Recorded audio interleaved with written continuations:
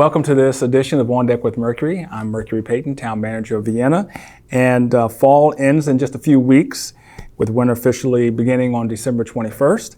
And our public works staff has been working very tirelessly to collect remaining leaves that fall from our beautiful trees and prepare all equipment for snow removal.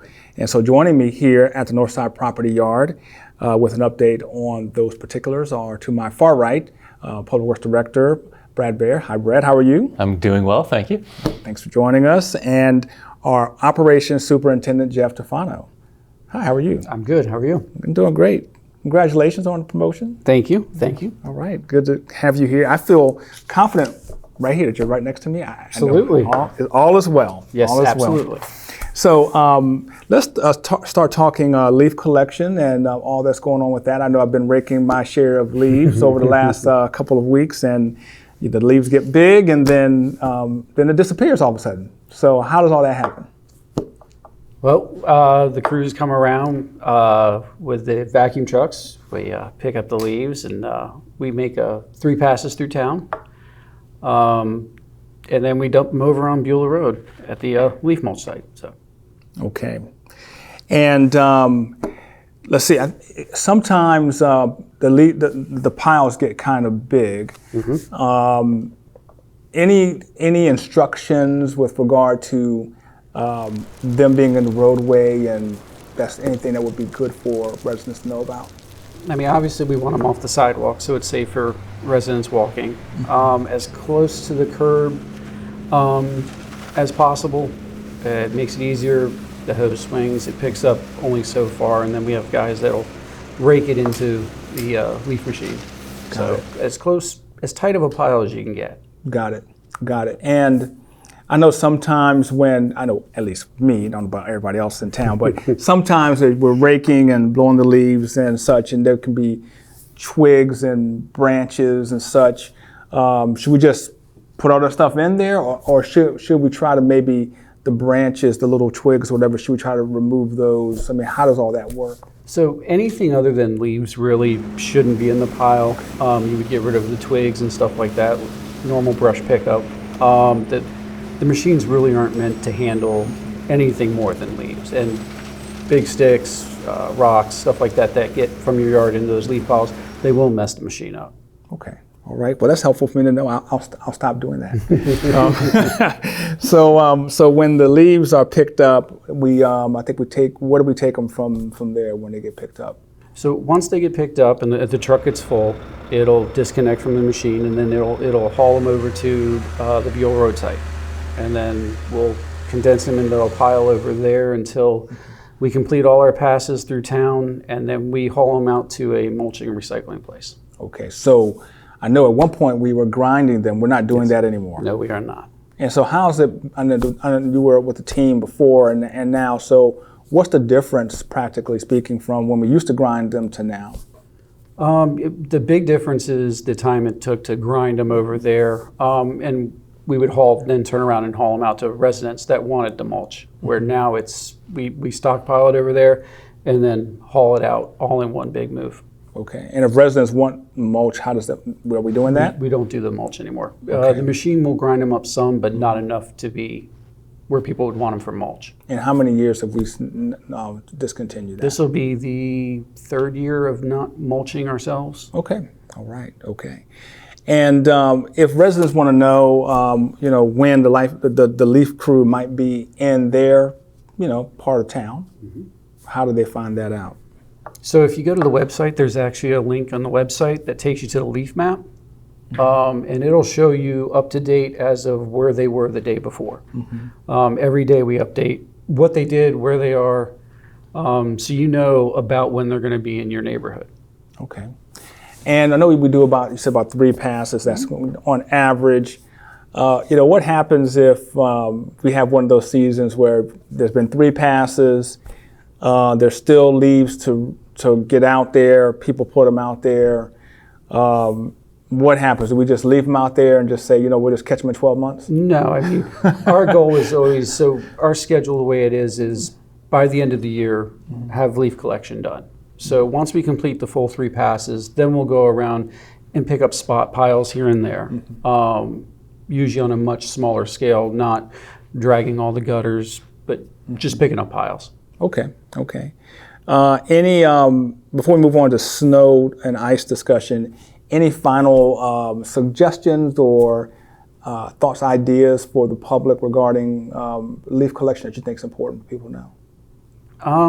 And make sure you don't park your cars near the pile. That affects the trucks being able to get in there, and then keeping the trash out of it. That's the biggest thing. Okay, all right. That's good for me to know as well, because I'm out there every Saturday. Yep. I'm out there raking those leaves. Good exercise for me. Absolutely. So now we can talk a little bit about snow and ice, and bracing for that type of weather. We've already had a surprise little flurry, I think a week or so ago. So how do you all prepare for snow? What goes into that whole process? So we prepare for snow at the end of the previous season. Things we've learned through that winter, things that happened that we can correct, and then preparing salt brine all year long, because it actually needs to be agitated once a month. So we do that, and then the real heavy setup begins in September. That's when we start getting the equipment hooked up, making sure everything's working the way it's supposed to. Any repairs that need to be done, that's the heavy part of it's in September, and then throughout October, November, it's maintain the equipment and make sure we're ready to go. New drivers, get them through training. Okay, and so the brine is the salt. So is that the? It's salt brine. Okay. Yeah, it's what we use to pre-treat the roads if we know that it's going to start as snow. If it's going to start as rain, it's ineffective. It'll just wash off. But if we know it's going to start as snow, then we'll try to pre-treat as many of the roads as possible. Got it. And how many plows do we have, and how much ground do they cover, say, in an hour? So we have 10 of the larger 10-foot blade trucks, and then we have several smaller plow trucks that do circles, the smaller areas, parking lots. And then we also have 2 loaders that we can actually put a snow blade onto and help push snow. Depends on the snow. Of course, the heavier the snow, the longer it's going to take. But usually one truck, we can cover probably, a couple streets in an hour. Depends on the snow. The more snow it is, the harder it is to find a place to push it, and making sure you're not blocking intersections and stuff like that. So the more snow, and then there's a difference between like a dry snow or wet snow, and the rate of snow and all of that. Yeah, all those factors play into it. You have those snow events where it keeps on snowing throughout the day and doesn't stop. We may spend all day on the primaries, just back and forth cleaning our primary roads. And then if we get a chance, punching a hole into the secondaries in the neighborhoods. But the main goal is to keep the primaries open so that way emergency vehicles, first responders can at least get there. Right. And then we'll start cleaning up afterwards. So the primaries, like Maple Avenue, I guess Nutley, those are primaries. And then you also probably give some attention to, say, the police department, parking lot, and maybe the fire rescue. Make sure that if there's an emergency call, they can get out. And let's say there's an emergency call that happens on a secondary road, but you're handling the primary. Is there any kind of coordination if they got to go out to whatever street off of Lawyers and then back a few streets? Absolutely. Yeah. We usually dispatch will give us a call, tell us wherever the incident is, and then we will send a truck to go plow, and then we'll also send one of those loaders with a plow blade on it, and then plow them wherever they need to go. Okay. So Vienna has about 64 miles of roadway, and then the crews are normally dealing with the multi-snow event. Maybe talk about how all of that works together in tandem. So what we do is when it's a multi-day snow event, we break up into 12-hour shifts, and we have every piece of equipment covered during those 12-hour shifts. So we do midnight to noon, and then noon to midnight. And so there's constant plows on the road, constant people working to clear those roads.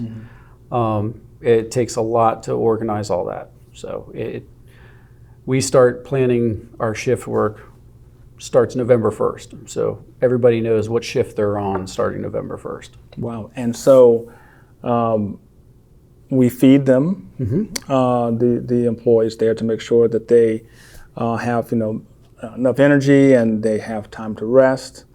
And then they're coordinating, which part of the town to go and to plow, so that it's pretty much covered in an equal way, I guess is a good way of putting it. What can residents do to help plow operators get through the main roads and the side streets? Park in the driveway. Don't park out on the street if you can. That's huge. We plow curb to curb. So we're going to try to get those roads as wide as we can. When you see them come through, if you see them come by once or twice, but it's not to the curb yet, wait. They're going to be coming back and cleaning up the sides of that. A lot of people get frustrated because we plow in driveways and stuff like that, where I think just understanding that we're going to be coming back, we have to get the roads curb to curb. Sure. Because if we don't and we get another snow and it freezes, it shrinks your road down even more. Got it. And so when we talk about snow removal, there's the part that has to do with the roads and the streets, but then there's also sidewalks as well. Now there's a lot of sidewalks in town, and so as I understand it, we deal with the sidewalks in the business district. Is that what we typically? So maybe talk a little bit about that. Yeah, absolutely. So park maintenance, our sanitation crews, if they're not going out to pick up trash the next day, those guys on the back of the truck turn around and they also help clear sidewalks. So what we'll do is right from the get-go, we'll try to keep sidewalks clear. Main focuses, of course, are on business routes and stuff on Church Street, Maple Avenue. And then you also have your public buildings, town hall, police department, community center, if they're having functions go on. So yeah, we clean all of those, and it's constantly rotating around, cleaning them. Yeah, it's a lot of effort and a lot of guys working through it. And on the major snowstorms where we have days and days of clearing the roads, there's a lot of snow on the sidewalks because us plowing it naturally is going to block intersections and crosswalks and stuff like that. So those same guys that are doing the plowing are then going to switch into doing shift work, doing sidewalks and clearing out intersections, that type of stuff. Yeah. So it doesn't end when the roads are cleared. Sure.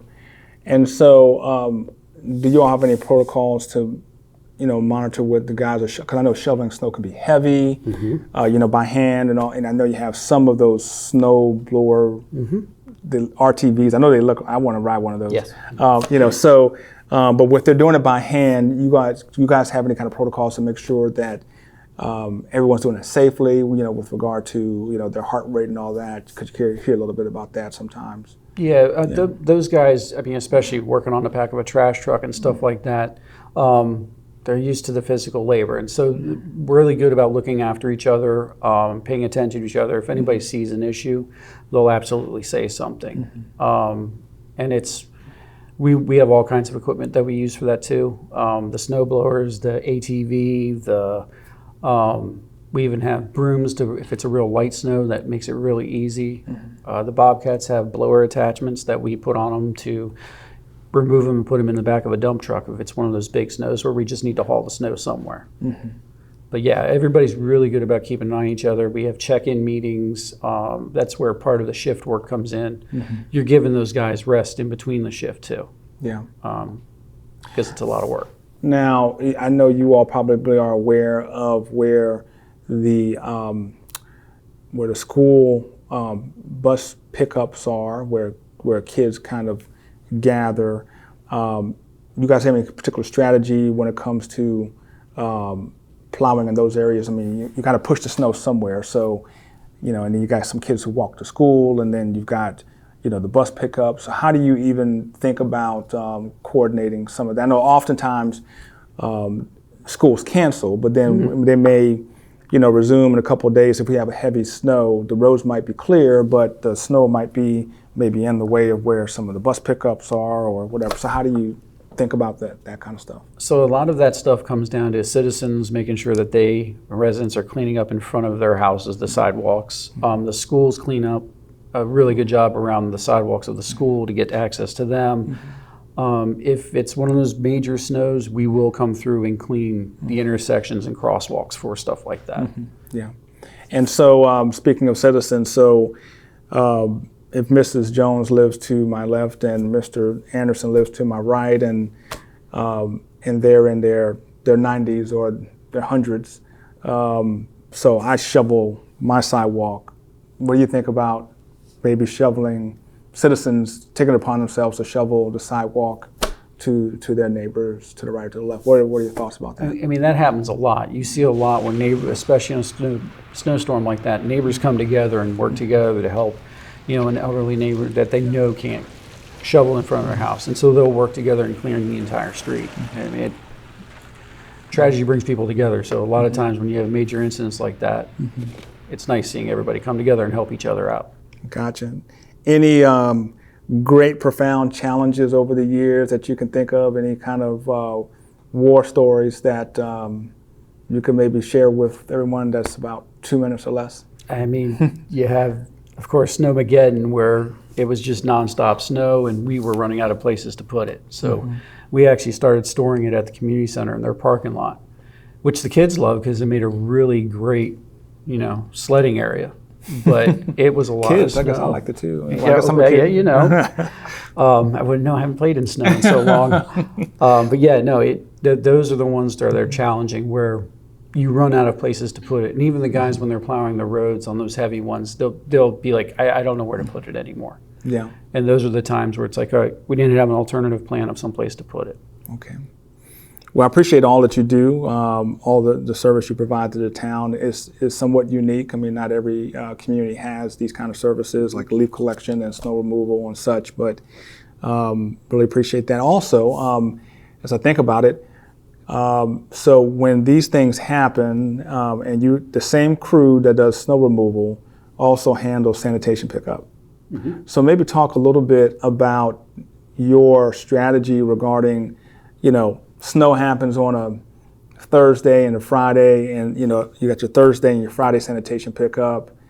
Talk a little bit about what your strategy is when it comes to sanitation and snow removal, with it's the same group of people handling both. So what we do is we usually, from the very onset of thinking about a storm that's coming, we'll start planning for, all right, how much snow is it going to be? Is it possible that we're not going to do refuse pickup or something like that? And when we use the guys in the back of the truck, their hours are different than everybody else's shift. Theirs are from 7 in the morning till 7 at night. Right. That way, if we do refuse pickup the next day, then they'll be good to go and well rested for that. But safety is always the first and foremost concern. That's what we're going to look at. Is it safe for them to go out and do it? We may delay it. There's been times where we've delayed it until we can get the roads treated and get the roads cleaned up enough for them to be able to go out. Yeah. And then it's a turnaround, all-force effort to get the trash picked up. Yeah. That's a lot. That's a lot to juggle that time of year. But so thank you for all that you do and all your leadership with all of that. Absolutely. Brad, is there anything that you'd like to add with regard to leaf collection or snow removal or anything in the winter season? I think Jeff covered it all. I joined the team near the end of the last snow season, and I got to see them in action for one. It was really an ice control event. It wasn't a snow event last year. And I just want to say we're in good hands. The town's in good hands with the leadership of Jeff Tefano and his team. Taking care of the streets and the snow removal. One last thing on leaf collection. We're just starting the third, I'm not sure if this came out in the conversation, but we're just starting the third collection, so the third pass throughout the town.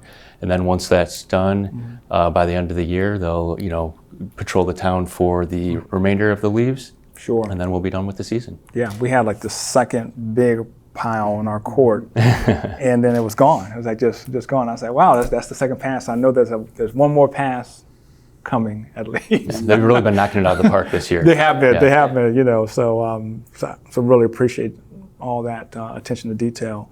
Anything else you'd like to? No, that covers it all. Thank you. Okay.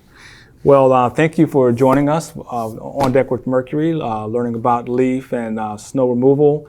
If you have any questions about this topic, certainly you can reach out to the Public Works Director, Brad Baer. He'd be happy to answer any questions you have that's more specific about leaf collection and snow removal. And until next time, I hope everyone has a wonderful holiday season, Christmas, Hanukkah, New Year's, and everything else. I hope you enjoy your time with family and friends. Thank you.